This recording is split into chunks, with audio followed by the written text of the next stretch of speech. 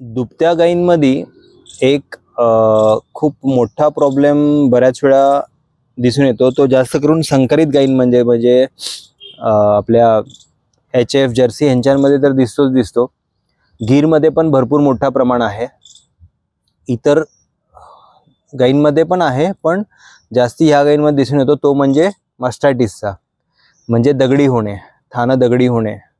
मास्टायटिस हा एक असा त्रास आहे ज्याच्यामध्ये गायीला खूप खूप वेदना होत असतात, कारण तिचे दुधाचे जे सड आहेत ते पूर्ण ब्लॉक होतात, सॉलिडिफाय होतात, त्याच्यामध्ये इन्फेक्शन झालेला असतो बॅक्टेरियल.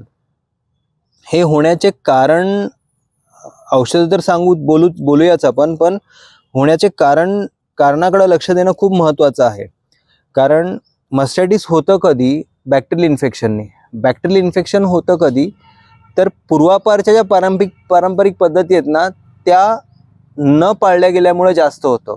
ऑफकोर्स त्यांचे काही शरीरातले प्रॉब्लेम्स असतील, काही डेफिशियन्सीज असतील, त्याच्यामुळे तर होतच, पण त्याला साथ मिळते आपल्या चुकीच्या प्रॅक्टिसेसमुळं.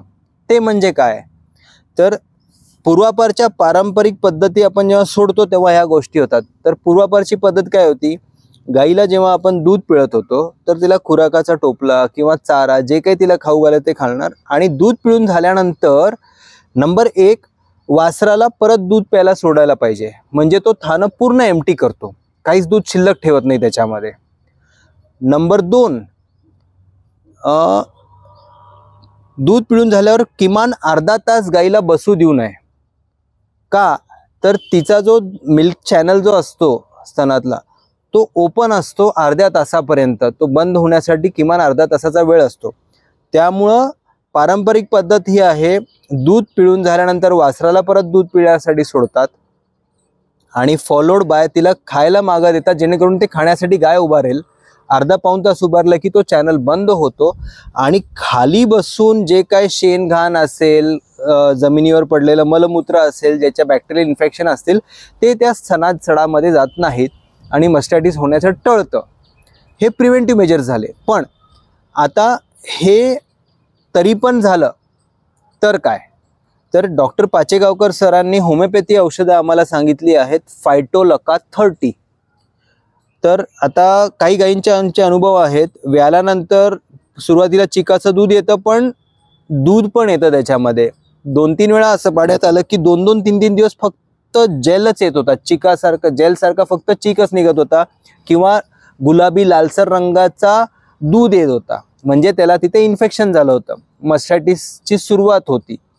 मग ह्याच्यासाठी फक्त आम्ही फायटोलका 30चे दिवसातून 4 ते 5 डोस दिले पाण्यामध्ये मिक्स करून, आणि सांगतो दुसऱ्या दिवशी तिचं दूध नॉर्मल व्हायला चालू झाला. आम्ही 5 दिवस औषध कंटिन्यू ठेवली आणि पुन्हा कधीही गायींना, त्या गायीला स्पेसिफिकली मास्टायटिसचा त्रास झाला नाही. दुधामध्ये ना लालसर छटा, असंही बघायला मिळतं की पूर्ण दूध सुरुवातीपासून लालसर गुलाबी येतो, किंवा दूध पिळून झाल्यानंतर शेवटच्या ज्या धारी निघतात त्याच्यामध्ये लाल रंग येतो, रक्ताचा प्रवाह येतो.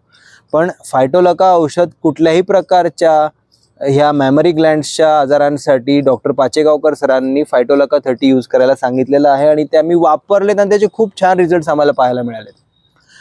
ह्याच्यामध्ये जर का रक्त जास्त येत असेल तर त्याच्यासोबत आपण आतमध्ये इंजुरी झाली असं समजून आपण लेडमपाल 30 हा एक औषध सुद्धा ॲड करतो, आणि पेन रिलीफ होण्यासाठी आर्निका 30 हा एक औषध यूज करतो.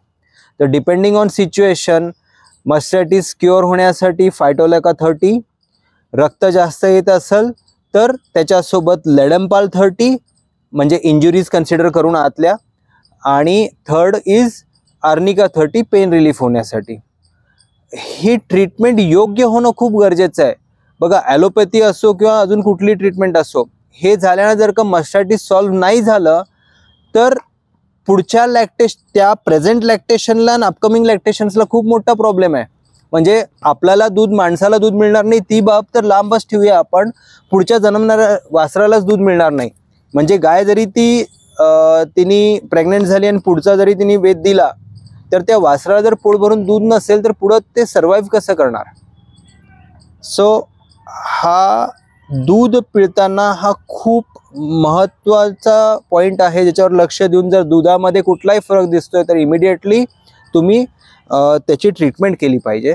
आणि हे खूप पेनफुल असतं, म्हणजे तिच्या पूर्ण स्तनांमध्ये दूध भरलेला असतो आणि तो बाहेर पडत नाही आहे, तिथं दगडी म्हणतात मराठीमध्ये, म्हणजे तो सॉलिडिफाय होतोय आणि ते पेन्स म्हणजे आपण इमॅजिन करू शकत नाही, खूप पेनफुल असतं ते.